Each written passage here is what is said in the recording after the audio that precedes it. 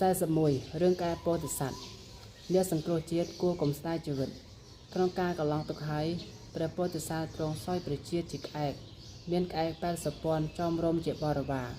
នៅក្នុងមហាស្មសានថ្ងៃមួយមានប្រហិតរបស់ព្រះបាទព្រះនសីម្នាក់ទៅមុជទឹកស្ទឹងក្រៅនគរលុះមុជហើយក៏ត្រឡប់មកនគរវិញសម័យនោះមានក្អែកពីរទុំលើចុងដំបូលខ្លងទ្វារនគរក្អែកមួយនិយាយថាមនាសម្លាញ់ខ្ញុំគិតជុះដាក់លើក្បាលប្រហិតនេះក្អែកមួយគាត់ថាអ្នកកុំធ្វើយ៉ាងនេះឡើយប្រហិតនេះជាអ្នកធំការមានពៀជាមួយនឹងអ្នកធំពិបាកណាស់ត្បិតអ្នកធំតែខឹងហើយគេធ្វើពួកក្អែកទាំងអស់ឲ្យវិលះបានក្អែកមួយមិនស្ដាប់ក៏ជុះដាក់ក្បាលប្រហិតនោះទៅប្រហិតដឹងថាក្អែកជុះដាក់ខ្លួនហើយខឹងណាស់បានចង់ពៀចំពោះពួកក្អែកទាំងឡាយតាំងពីពេលនោះមកគ្រានោះមានស្ត្រីម្នាក់កំពុងហាលស្រូវស្រាប់តែមានពពែមួយទៅស៊ីស្រូវស្ត្រីនោះក៏ចោលពពែនឹងអង្កត់អស់ឆេះរួមសន្ធោសន្ធៅពពែក្តៅខ្លាំងណាស់រត់ទៅត្រដោះខ្លួននឹងខ្ទមស្លឹកមួយក្បែររោងដំរីព្រះរាជា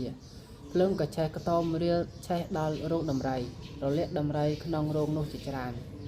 អ្នករក្សាដំរីមិនអាចមើលដំបៅដំរីនោះបានឡើយក៏ចូលទៅក្រាបទូលដល់ព្រះរាជាកាលនោះព្រះរាជាទ្រង់ត្រាស់សួរប្រហិតថាអ្នកដឹងថ្នាំលាបដំបៅដំរីឬទេប្រហិតក្រាបទូលថាបបិទ្ធមហារាជខ្លែងសត្វក្អែកពូកែបំផុតខាងលាបដំបៅដំរីព្រះរាជាទ្រង់ត្រាស់ថាបើដូច្នេះអ្នកនាំគ្នាសម្លាប់ក្អែកយកខ្លាញ់ទៅឲ្យមកដំរីឲ្យឆាប់តាំងពីពេលនោះមកប្រហិតក៏បង្កប់ឲ្យមនុស្សទាំងឡាយសម្លាប់ក្អែកគ្រប់គ្នាដើម្បីយកខ្លាញ់អសន្នសោកក៏កើតឡើងដល់ពួកក្អែកក្នុងពេលនោះជាខ្លាំងក្អែកព្រះពោធិសត្វបានដឹងហេតុនោះហើយមានប្រាថ្នាដើម្បីសង្គ្រោះជាតិក៏នឹករំពឹងដល់បារមីធัวញ៉ាំងមេត្តាបារមីឲ្យកើតឡើងលះបង់ជីវិតហើរសម្ដៅចូលទៅតាមបង្អួចមហាប្រាសាទទៅក្រាបក្រមអាសនៈព្រះរាជាក្នុងពេលនោះមានមនុស្សម្នាក់ប្រង់ស្ទុះទៅចាប់ព្រះរាជាទ្រង់ឃាត់មិនឲ្យចាប់ព្រះពោធិសត្វសម្រាប់បន្តិចហើយដើរចេញពីក្រមអាសនៈមកថ្លែងការណ៍ទូលព្រះរាជាដោយបណ្ឌិតវិទ្យហើយទូលថែមទៀតថាប្រហិតជាអ្នកមានពៀក្នុងពួកក្អែកបាននិយាយទូលព្រះអង្គថាក្អែកមានខ្លាញ់ធម្មតាសត្វក្អែកតាំងពីកាលណាមកមិនដែលមានខ្លាញ់ឡើយទើបពលគាថានៃចាំងអពិកហតិយាសាពេលោកវិហេសិតាតាស្មានេសាំងវិសាណតិ